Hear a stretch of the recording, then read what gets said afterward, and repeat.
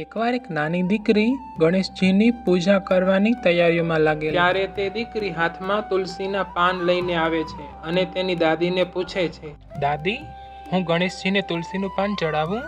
ત્યારે દાદી થોડા ગંભીર અને પ્રેમથી દીકરીને કહે છે, ના બેટા, ગણેશજીને તુલસીના પાન ક્યારેય ન ચડાવવા જોઈએ. ત્યારે દીકરી તરત જ દાદીને પૂછે છે, એ કેમ દાદી? દાદી તેનો જવાબ આપતા કહે છે, આ પાછળ એક ભયંકર શ્રાપની કહાની છે જે બહુ ઓછા લોકો જાણે છે. બેટા સાંભળ.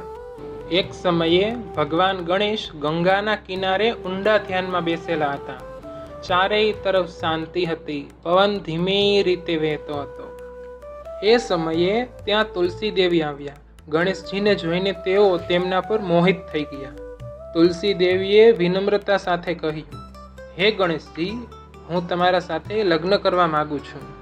ગણેશજીએ શાંતિથી જવાબ આપ્યો, હું બ્રહ્મચારી છું, હું લગ્ન નહીં કરી શકું. આ સાંભળીને તુલસી દેવી ગુસ્સે થઈ ગયા અને તેમણે શ્રાપ આપ્યો કે તમારા લગ્ન જરૂર થશે.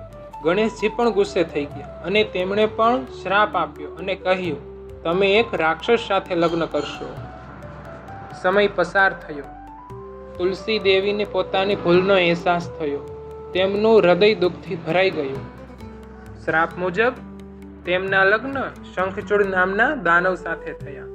પછી તુલસી દેવી ગણેશજી પાસે આવ્યા અને માફી માંગી. ગણેશજીએ તેમને માફ કરી દીધા અને આશીર્વાદ આપ્યો કે તમે પવિત્ર બનીને દરેક પૂજામાં મહત્વ ધરાવશો. પણ સાથે એક નિયમ પણ બનાવ્યો કે ગણેશજીની પૂજામાં તુલસીનો ઉપયોગ નહીં થાય. આજ સુધી આ પરંપરાનું પાલન કરવામાં આવે છે અને આ કથા આપણને શીખવે છે કે ગુસ્સો હંમેશા નુકસાન જ કરે છે. જય શ્રી ગણેશ.